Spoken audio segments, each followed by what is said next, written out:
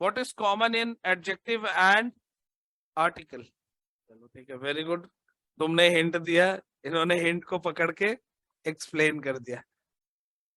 तो बेसिकली दोनों में सिमिलैरिटी क्या है, कॉमन क्या है कि both are use before noun, both are use to define noun. दोनों का काम है नाउन को डिफाइन करना, नाउन के पहले यूज होना। तो अब इन दोनों को टुगेदर हम एक प्लेटफॉर्म पे लाते हैं और वो प्लेटफॉर्म कहलाता है डिटरमाइनर। अब क्वेश्चन क्या आता है, अगर क्वेश्चन आए कि fill in the blanks with the articles, तो आप सिर्फ आर्टिकल्स फिल करेंगे। Fill in the blanks with adjective, तो आपको सिर्फ एडजेक्टिव फिल करना है, आर्टिकल को नहीं करना है। तो अब थोड़ा सा इन दोनों को कंबाइन करके बच्चों को थोड़ा सा तो कंफ्यूजन होना चाहिए ना, तो वो अब आ जाता है कि fill in the blanks with correct determiners. अब डिटरमाइनर्स में एडजेक्टिव भी है और आर्टिकल भी है। फाइन।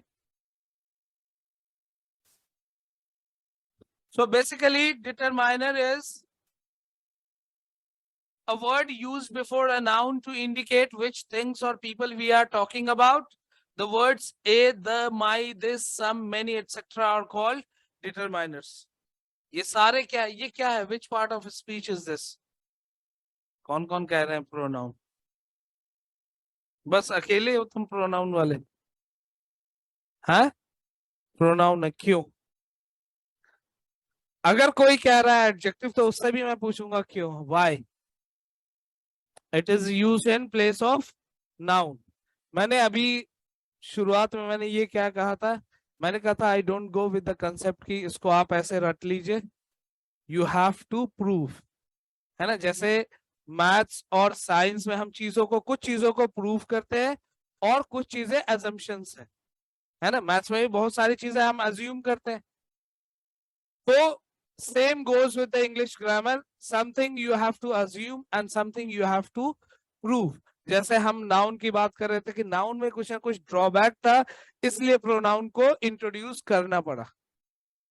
अब अगर माई को अगर हम देखें, पहली बात तो थोड़ा सा अगर जो बच्चे प्रोनाउन कह रहे हैं, थोड़ा सा अगर प्रेजेंस ऑफ माइंड होता आपके अंदर, तो अभी मैंने बताया था कि डिटरमाइनर्स में हम क्या यूज करते हैं, एडजेक्टिव एंड आर्टिकल। तो आप बिना समझे इस कंसेप्ट से भी आप कह सकते थे कि ये एडजेक्टिव है, क्योंकि आर्टिकल तीन ही तो है, ए एंड द, उसके अलावा जो कुछ भी लिखा हुआ है ये सब क्या है, एडजेक्टिव है।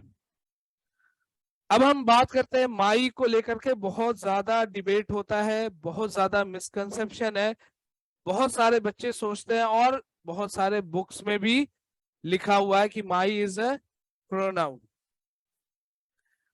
अब प्रोनाउन जो आया था, वो प्रोनाउन आया था नाउन को रिप्लेस करने, नाउन को रिप्लेस करने। रिप्लेस का क्या मतलब होता है,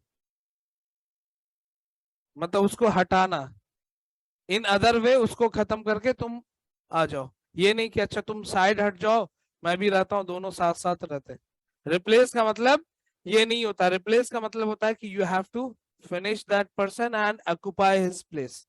अब माई को अगर हम यूज करते हैं तो यहां देखिए माई फ्रेंड, इधर देखिए जो बच्चे नाउन, ये इसको एडजेक्टिव बता रहे, प्रोनाउन बता रहे थे, यहाँ क्या है, माई फ्रेंड। फ्रेंड क्या है, which part of speech, noun, इसमें तो कोई शक नहीं है किसी को।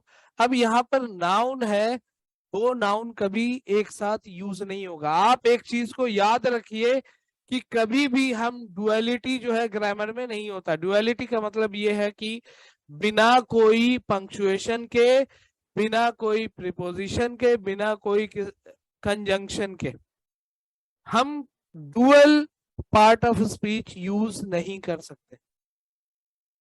या तो हमें उसको कंपाउंड वर्ड बनाना पड़ेगा या फिर बीच में हाइफन लगाना पड़ेगा।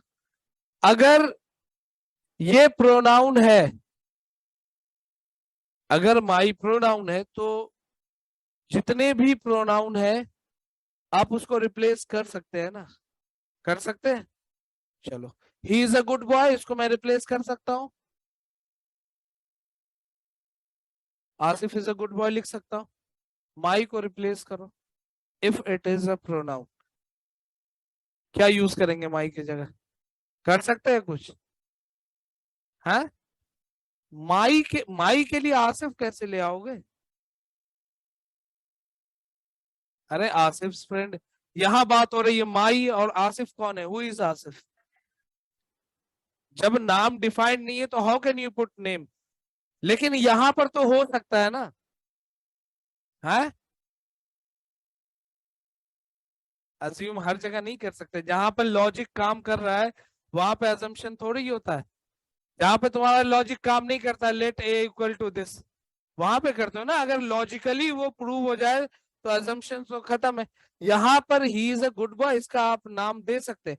इतना तो कंफर्म है ना कि यहाँ पर कोई मेल ही होगा। अब आई का क्या है बताओ?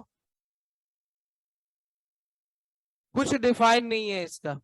दूसरा एक और रूल याद रखना, मैंने लास्ट क्लास में बताया था, जो बच्चे 8th में होंगे, कि नाउन और प्रोनाउन लगता हमें सिमिलर है लेकिन दोनों का रिलेशनशिप एंटी है। जब प्रोनाउन का इंट्रोडक्शन हुआ, जाहिर सी बात है मैं कोई बेटर वो ला रहा हूं, तो जो बेचारा पहले से मेरे साथ काम कर रहा है उसको बुरा लगेगा ना, कि यार मुझे ही सिखा देते ये काम, इनको लाने की क्या जरूरत थी। और वो जो आ रहा है नया, वो एक एटीट्यूड में आएगा कि ठीक है मैं जाऊंगा लेकिन वो नहीं होना चाहिए।